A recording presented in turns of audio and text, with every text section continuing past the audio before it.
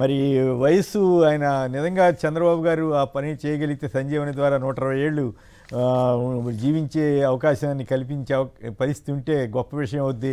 Doctor కూడా అయిన ప్రముఖ డాక్టర్ కూడా అయిన అప్పలరాజు గారు దీని మీద ఏమని కామెంట్ చేస్తారో విందాం మిగతా వార్తలు చూడటానికి ముందు. అప్పలరాజు గారు చెప్పండి, 120 ఏళ్ళు బతికే అవకాశం కనపడుతోందా? ముందుగా కేఎస్ఆర్ గారు గుడ్ మార్నింగ్ అండి మీకు. నమస్కారం అండి. అలానే పార్టిసిపెంట్ విజయబాబు గారు, విజయ్ భాస్కర్ గారికి, విజయబాబు గారు, సాక్షి విజయబాబు. వ్యూయర్స్ అందరికీ కూడా యా సాక్షి వ్యూయర్స్ అందరికీ కూడా good morning.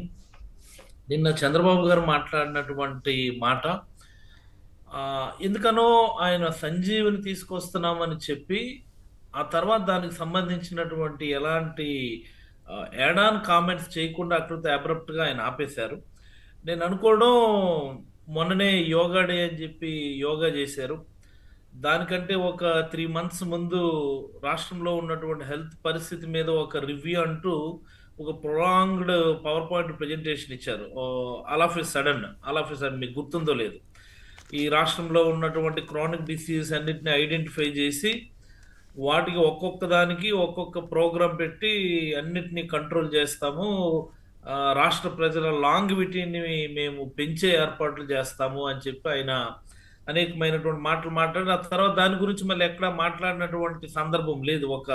All of a sudden ఒక 3-4 months బిఫోర్ ఓ పవర్ పాయింట్ ప్రజెంటేషన్ ఇచ్చి దాని గురించి మర్చిపోయారు ఆయన. మళ్ళీ యోగా అన్నారు, ఇప్పుడు కొత్తగా సంజీవిని అన్నారు. మరి ఇదేమన్నా ఐ డోంట్, మన సింగపూర్ గట్రా వెళ్ళారు, అక్కడ కానీ ఏమన్నా దీన్ని చూసారేమో చూడాలి మరి ఆ సంజీవిని. కాదు కాదు, ఇక్కడ మీరు డాక్టర్ కదా, చాలా సంతోషమే. అవును. నిజంగానే మనిషి 120 ఏళ్ళు బతికే పరిస్థితి ఉందా? ఆయన 120 ఏళ్ళు కనీసం జీవితం అని అంటున్నారు ఆయన. దాంతో మీరు ఎంతవరకు ఏకీపిస్తారనేది సరదాగా ఆసక్తికరమైనటువంటి ఇది కాబట్టి అడిగాను, అది సాధ్యమా కాదా?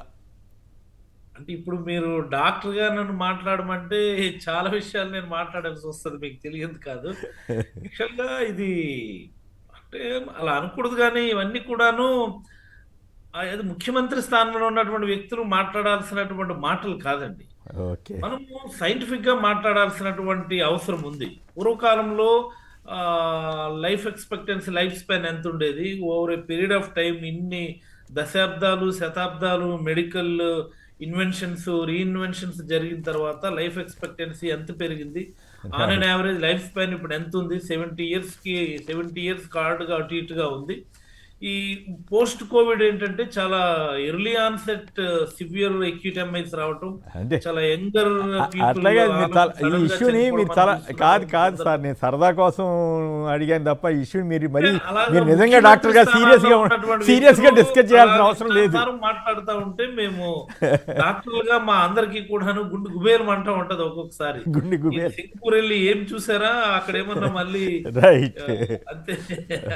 ఓకే, మనం మిగతా అంశాల్లోకి వెళ్తాం. నాకు వేరే ఉద్దేశంతో కాదు, ఏదో చేయాలని కాదు, సరదాగా ఉంది. నిజంగా 20 ఏళ్ళకి తీసుకెళ్ళగలుగుతారా అన్నది, మీరు డాక్టర్గా ఉన్నారు కాబట్టి సరదాగా అడిగాను అంతే. రైట్.